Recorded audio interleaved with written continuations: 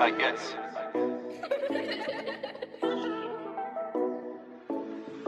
What's up YouTube, it's Jayefrosty here bringing you guys another video. Before you watch this video, make sure to add me on Snapchat for updates and more content. Also, while you're at it, make sure you check out my Twitter, which as you can see I do not use all that much, but I will be in the near future. And of course, make sure to follow me on Instagram. I definitely use that platform the most. Now without any further interruption, let's get right into the video. What's going on guys, it's Jayefrosty here. I'm bringing you guys another video. Today we got another shoe review, and this time it's the Yeezy 350 V2 in the light colorway. This is actually the first time this color has released, but as with any other 350 V2, they did retail for $220 US. These I actually knew about like a week before they released, and I didn't even know if I planned to get them or not. With the Adidas confirmed, I didn't even enter, and I was like, I don't really know how I feel about them. Then I saw this one picture. At least it had like purple and gold hints on it. I was like, all right, this is actually kind of nice. I think I'm gonna try and grab them.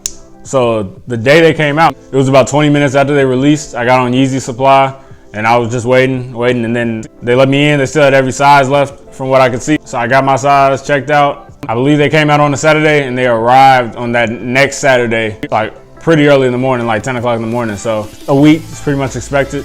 Yeah, without any further ado, let's get right into the video. All right, so as with any other shoe, we're gonna start with the box. You got your regular 350 box, 350 on the top, Yeezy Boost 350 made by Adidas. On the side, same thing on the other side, and then you got your size tag and some extra stuff right here. I have looked at them, but I have not tried them on or anything like that. So,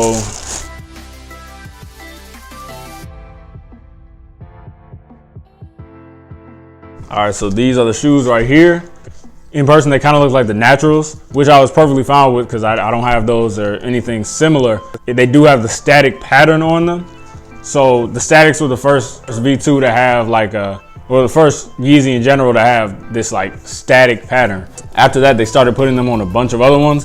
It's still primed it, but I want to say it is a little more breathable. And obviously it has this little transparent stripe on it. So aside from that, nothing else is really different. This pull tab on the back, I want to say a lot of people don't like it, but I prefer it honestly. Like I only have one 350 without the pull tab on the back, and I really wish it had it because like I feel like that just gives it that OG look, even though people obviously don't really use it like to put them on, but I always like that feature on them, and so I'm glad they put it on these. But what's different about these is this pull tab is actually made with that, what was it, monochromatic or whatever they use in that mono pack, which I'll show right here if you guys don't know what that is.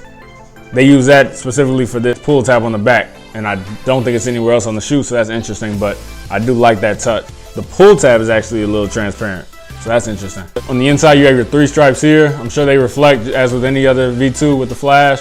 The outsole is actually more of a gum bottom than the midsole, so you are gonna see that difference right here from here to here.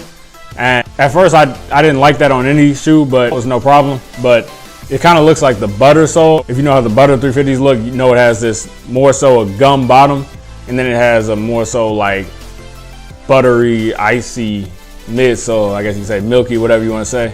Now on the butters, I have the butters, and on them, I was wearing those a lot. In the bottom, they kind of went from this orangish color to like they're almost brown, honestly. So this will probably get the same if I overwear them or whatever, and I wear my shoes, so I'm not really worried about it.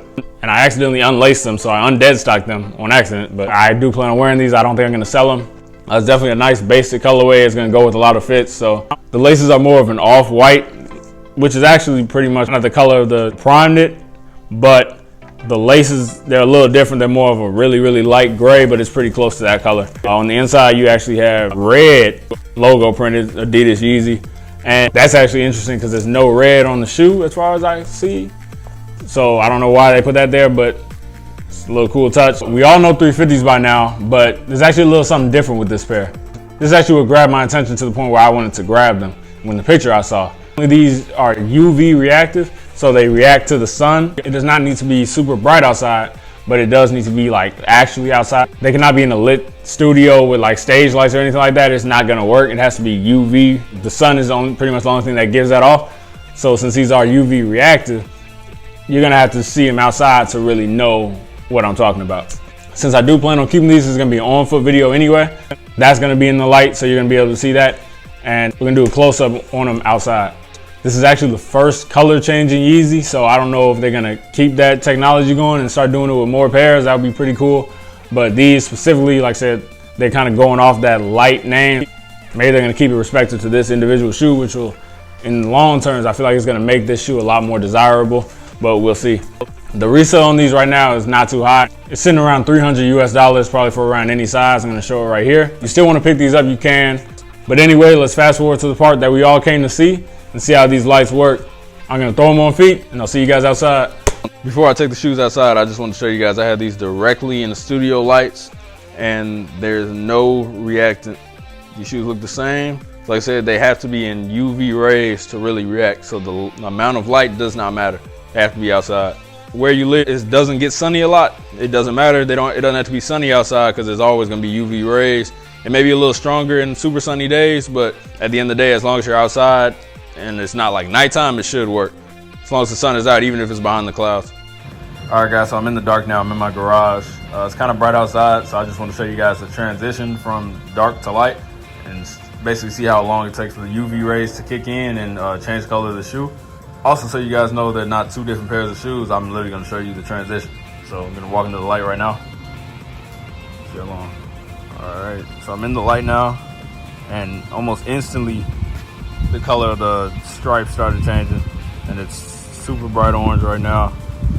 If you look closely, you got pink and gold, purple and gold hints. On this side is mainly all pink, which I really like the pink in that.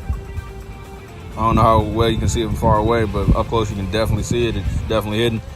And then on this side you have mostly the yellowish gold hints.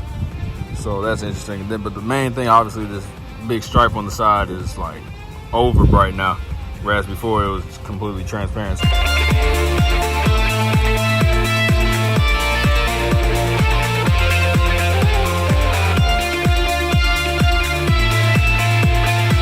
So yeah, that's about it. So without any further ado, we'll get right into the on-foot portion.